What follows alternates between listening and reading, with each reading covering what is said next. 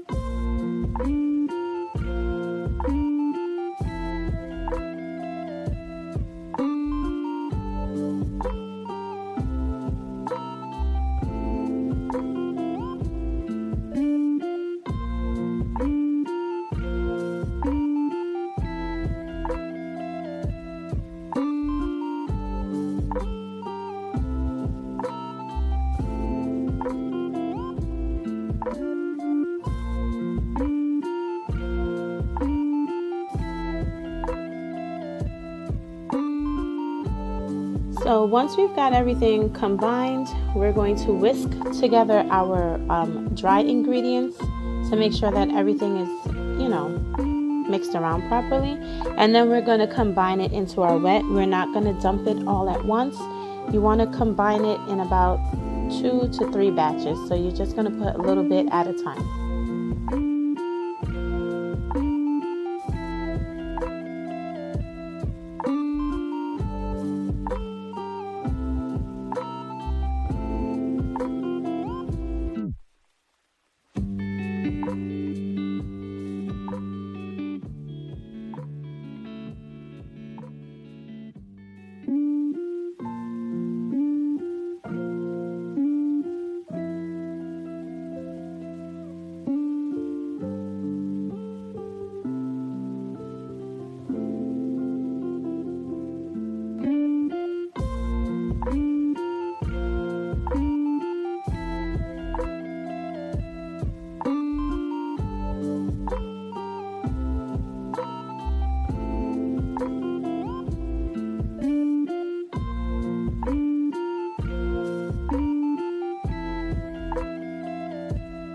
Now that we've got that all done, we want to start adding our raisins, our carrots, and our walnuts.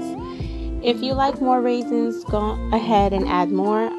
The recipe calls for half a cup of raisins, but I added about a handful, and it also calls for 1 cup of walnuts. You can do half a cup. It's just up to your liking. So we're just going to fold these into the batter. We don't want to stir it too much, but just try to fold it and make sure that you get the bottom of the bowl, so that way the carrots and the raisins, everything is, equally dispersed throughout the batter.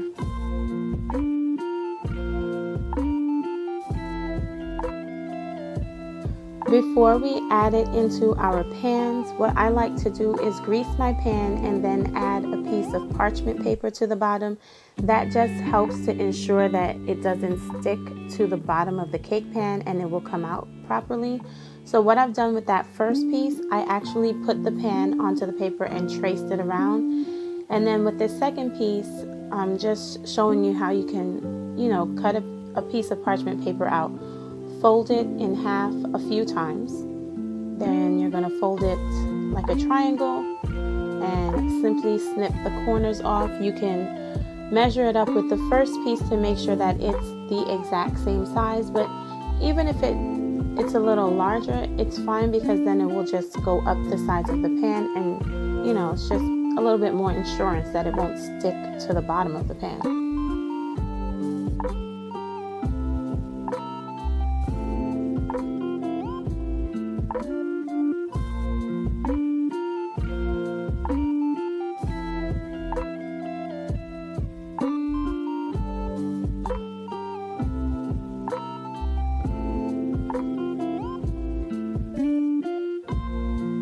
So my pan was already greased. I had sprayed it with some cooking spray, and here I am just adding the paper to the bottom. What I'm going to do is spray this again and then flour it, and that, like I said, it will just ensure that the cake doesn't stick to the bottom of the pan while it's cooking. I'm going to do this to this pan and the other one also.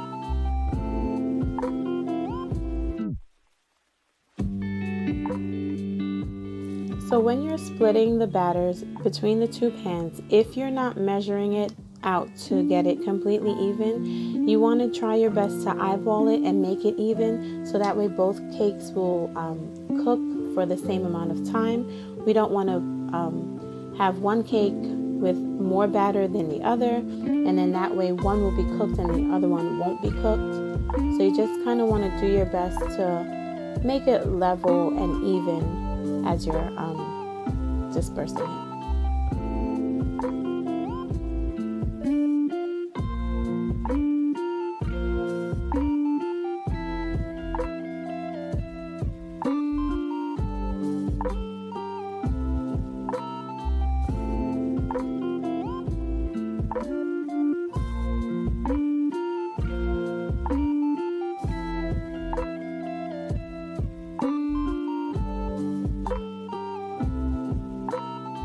So what I'm doing here is just picking up the pan about 2 inches off of the counter and allowing it to fall, or kind of like slamming it down onto the countertop. That's going to help the bubbles that are inside the cake batter to rise, so our cake is cooked without too many cracks in the top of it. Once our cake is done, this one baked, my oven was already preheated at 350, and it baked for between 35 to 45 minutes. You'll start to notice that the sides of the cake are pulling away from the cake pan. You also want to test it with a knife, a clean knife or a clean toothpick. Once you insert that into the cake and pull it out, it should come out completely clean. If you pull it out and it still has any type of gooiness onto it, that means the cake is not done, and you need to stick it back into the oven for about another 5 to 10 minutes.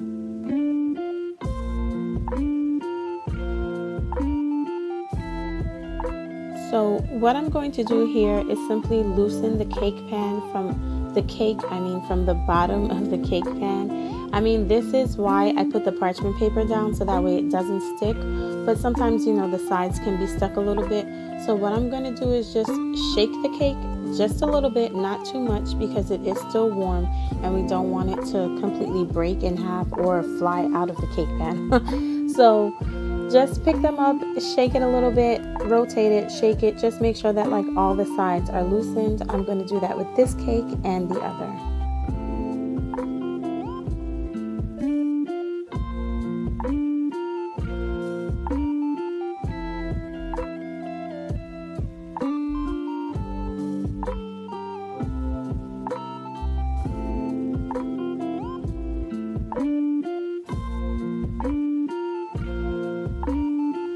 Once our cakes are cooled, I've moved over because I'm going to now take it out of the cake pan. If I was making this cake for someone else, I would be wearing gloves, but because it's for my family, I just made sure that my hands are completely washed. And we're just going to invert the cake pan into our palm and then flip it over onto our cooling rack so it can cool completely. This is a springform pan, so we don't have to do that, but once you flip the lever like that, the cake will open up, like the sides of the pan are going to completely open up, and then you can just lift it off as you see. Because we have the paper on the bottom again, it's not stuck at all. So now I'm simply going to just slide the bottom of the pan out from underneath. For the first cake, if you're not comfortable using the palm of your hand, you can use a dinner plate, put it on the top, flip it over, and then flip it back over so that way it doesn't break. And here is our finished product, guys. I iced it with some cream cheese icing from the can, and then I just put some more crushed walnuts on the top. I hope you guys enjoyed. Come back next time.